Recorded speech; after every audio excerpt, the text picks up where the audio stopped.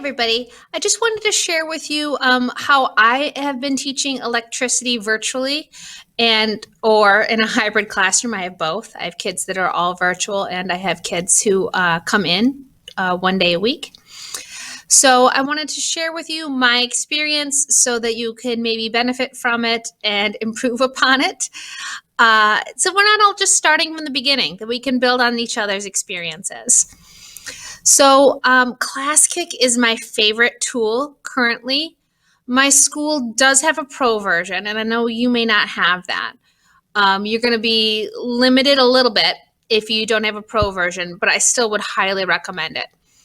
Almost all of my assignments I use during electricity are in Classkick, and I will share those links with you so you can just steal them and make them your own. I did use Jamboard a couple of times, kind of as a class intro or as a summation at the end. It's really good for collaboration, where Classkick is much better for individual work. Okay. I did use Kahoot, I think once, to just check in to make sure that they were getting how to do the math for Ohm's Law. I can share the link I have for that as well.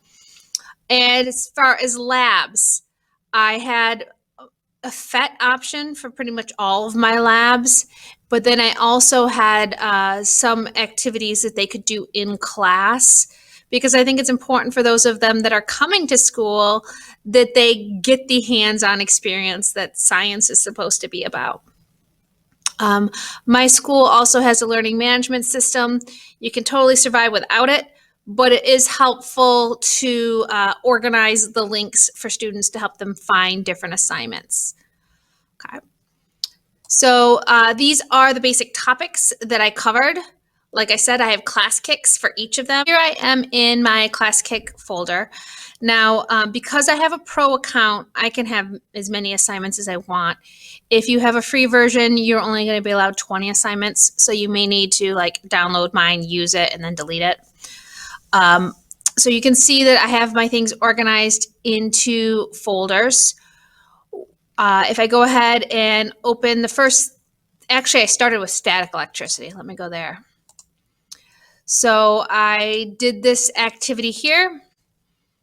So I had them watch actually read some notes and use the notes to fill in some blanks. And then they watched a video, and from the video, they answered some questions. And then we were trying to do some NGSS model building. Okay, so how are you going to represent things with what's happening with static electricity?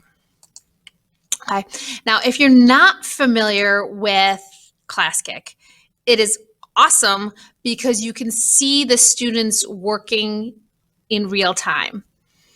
So let me just filter this because there's some oddities about Classkick. There's a video that I have here that will tell you about the advantages and disadvantages of Classkick and why basically I love it.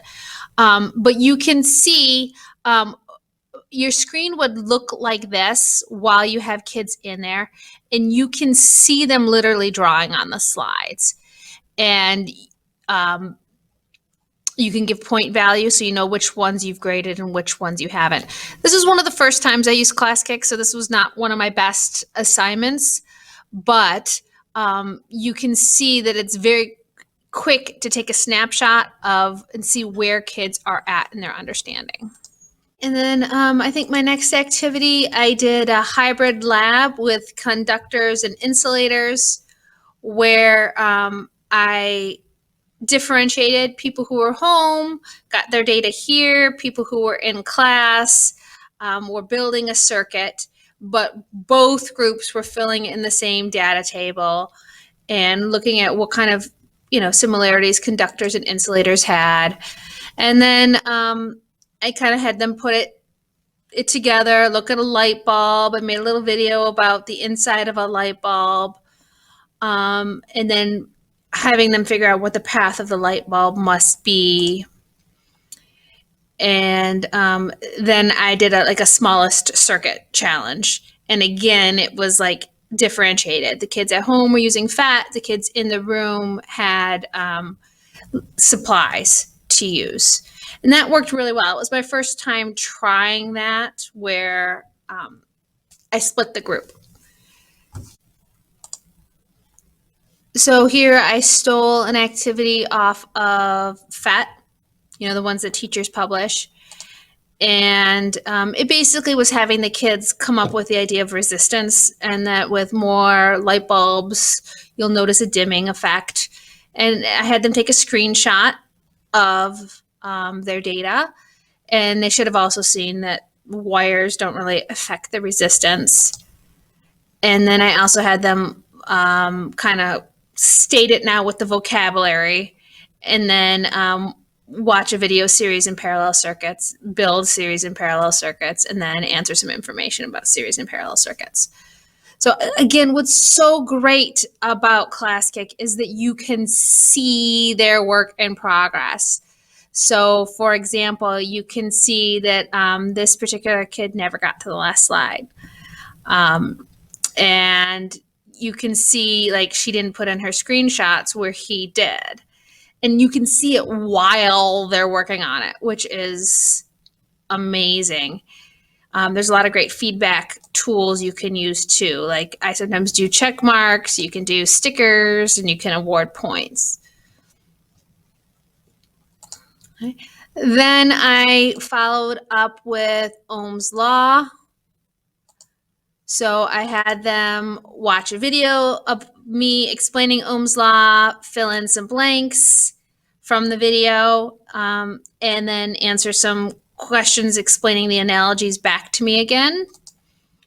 Then I had a little video showing them how to do the math, and then practice problems with the math. And I can grade it while they're in the room with me and be like, hey, Sally, please look at question number 3 with me. You inverted volts and current. It was supposed to be the other way around. And you can coach them through their mistakes, which worked really well. Okay. I had them making something in sheets based on their data, and then naming what kind of graph it is. Is it a positive correlation? Is it a negative correlation? Okay. And again, now practicing with schematic type diagrams. So I have activities like this for series and parallel circuits, for power and electrical energy. I will post the links for everything in the chat area, like in the description. So you should be able to just click on it, make your own copy of these assignments. The videos I made will be included for you so that you can just take it and run. I also did some Jamboards. For example, here I checked in after we've done our labs on conductors and insulators. Hey, did you get it? Do you understand how to make a circuit? We did this as our intro, like 5-minute activity. I have a video on Jamboards. Both how I'm using them is one of the videos I made, and then I have a second video on like the details of how to make it. In fact, I think I'm actually making this Jamboard in that video. And it's like a quick 10-minute activity that we can do collaboratively, have a discussion, as much as kids will talk right now. And it works well. Here's another example of a Jamboard I did with static electricity. Each breakout room had a different phenomenon that they were trying to explain. And I did it after we finished static electricity as a quick check-in before the test or quiz on that subject. Okay, so I will put a link to, I think I can only do a PDF, but I'll try to figure out how to give you a link that you can just edit to be able to use this yourself. Here's an example of another Jamboard I did. This one, you can see it was filled in by kids. We were just comparing series and parallel circuits. And you can see that they all kind of did it slightly different, but it gives a discussion point. I usually scroll through this after I give them 5 minutes, and, point out like, oh, okay, see how they did this circuit versus this, and then talk about those differences. Always some groups are going to finish before others, and this is not something I wait until everybody's done. I use it as like, hey, we're just going to spend 10 minutes on this, and then we're going to head into our Classkick assignment where I'm going to actually assess them. This is more like a group type activity. So I hope this video helps at least one person so that you are not on your own figuring out how to teach electricity, which is typically so hands-on from a virtual setting. If you found this video helpful, please give it a thumbs up. Please look at my channel for other helpful videos. I have a playlist on virtual labs. I have a playlist just for teachers. And then, of course, I've got my content-based playlists that I use with my students. So please subscribe. Click the button to subscribe so that you can find more videos by me in the future. Have a great day.